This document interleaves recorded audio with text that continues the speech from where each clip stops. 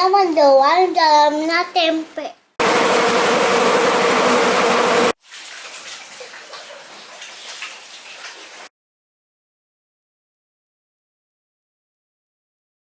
Nama saya Agus, umur 38, asal saya dari Serang. Perajin tempe saya dari lulus SD, pilih pengrajin tempe ya karena dari profesi turunan dari keluarga saya. Ya saya jalani. Sebenarnya saya nggak tahu sejarah tempe dulunya kayak gimana gitu kan.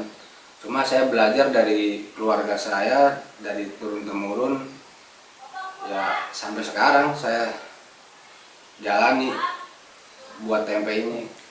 Kalau di sekitar sini sih pengrajin tempe cuma saya, tapi ya di kelurahan ini ada 2 di Amarapura, 1 ya. Kalau di Serpong sih banyak. Kalau di wilayah Serpong ya sebenarnya butuh waktu lama sih. Kalau pengalaman saya pribadi juga ya mungkin nggak enak diceritain lah gitu kan, karena pengalaman saya jualan tempe itu pahit kalau awalnya gitu kan. Ya sampai sekarang sih alhamdulillah saya udah lumayan lah. Kalau saya sih tempe keliling, jadi ngisi-ngisi ke warung warteg gitu kan, ke tukang sayur, tukang gorengan, dan tukang uduk juga ada gitu. Saya setiap harinya baru 60 kilo tiap harinya. Alhamdulillah habis. Masih hijau ini. Pertama-tama kita rendam dulu kedelainya biar mekar, biar hasilnya juga bagus. Sekitar 2 jam lah, sekitar 2 jam biar kacang kedelai itu mekar dan hasilnya bagus.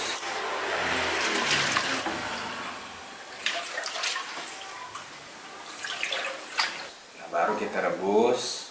Setelah rebus matang, rebusnya itu selama 3 jam. Tapi tergantung kapasitasnya sih, tergantung kapasitas banyaknya gitu kan, apa sedikitnya. Ya normal saya sih sekarang produksi saya nih 3 jam itu baru matang. Kita angkat, nah kita ganti air, baru kita inapkan 1 malam buat ada zat asamnya. Tapi ada juga yang proses rebusnya 2 kali. Setelah rebus pertama, setelah dicuci bersih, direbus lagi. Ada yang pakai cara kayak gitu ya, tergantung masing-masing ininya lah, apa kebiasaan gitu kan. Tapi kalau saya sih 1 kali perebusan. Setelah itu besok paginya kita cuci, kita giling, cuci bersih, buang kulit.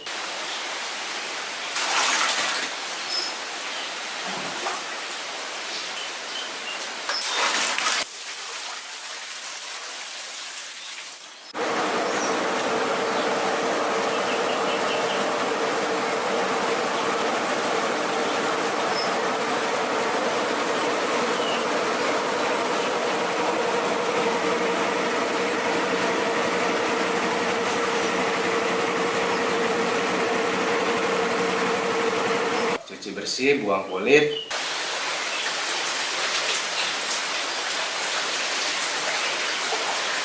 Nah baru ada peragiannya, ada yang 2 macam, ada yang kering, ada yang basah.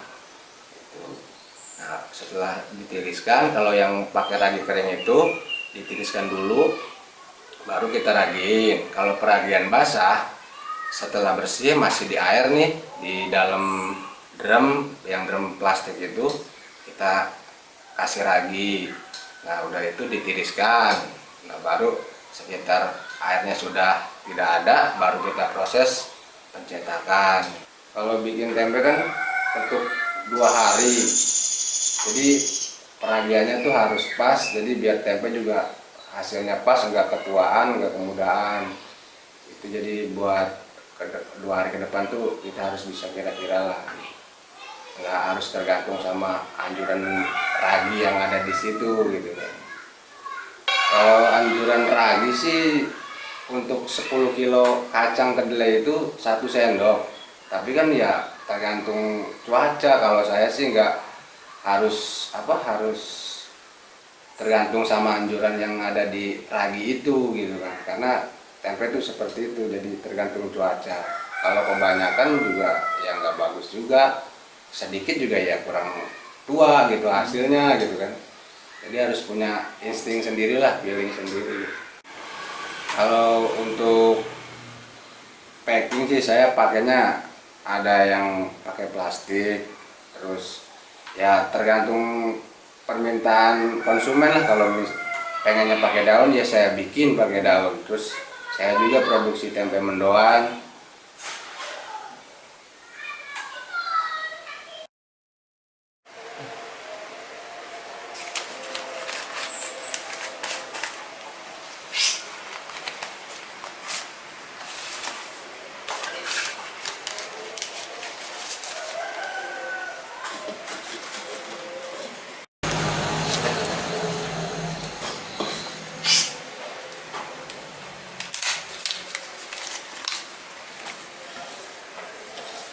Sudah dicetak itu baru kita fermentase, tunggu jamur tumbuh selama 2 hari, itu baru jadi tempe.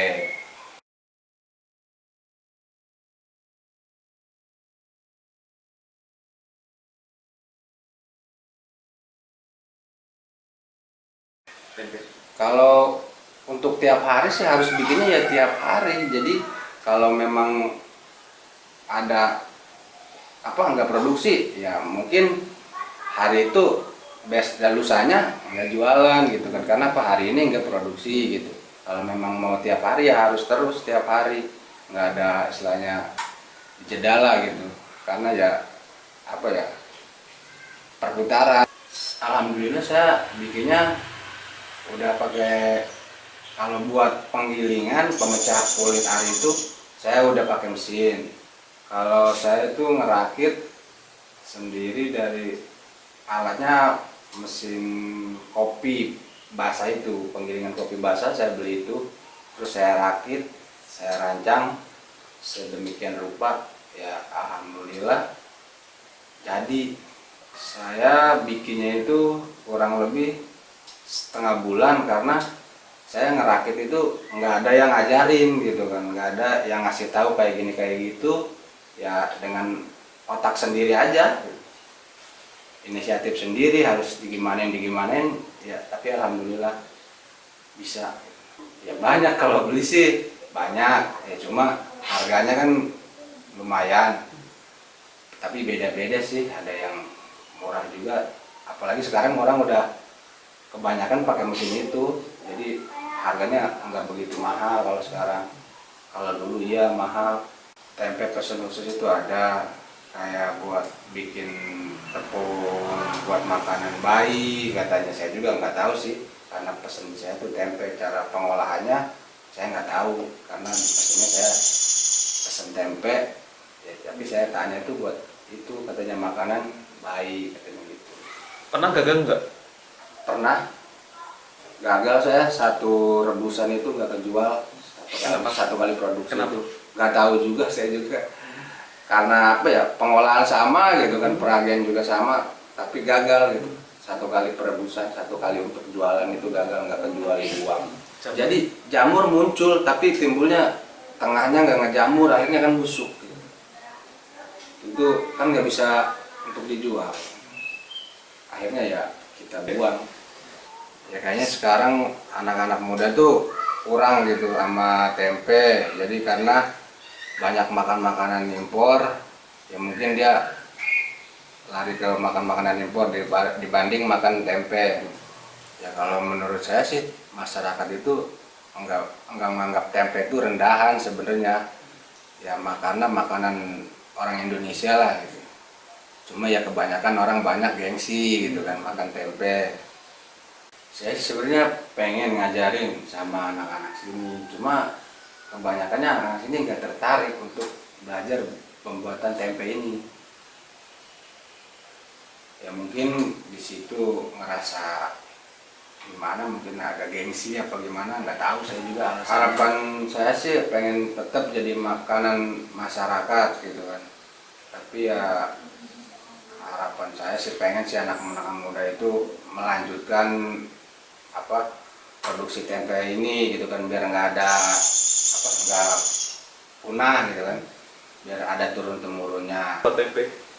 Saya membuat tempe ya sampai seterusnya akan membuat tempe, karena udah di jiwa saya itu membuat tempe.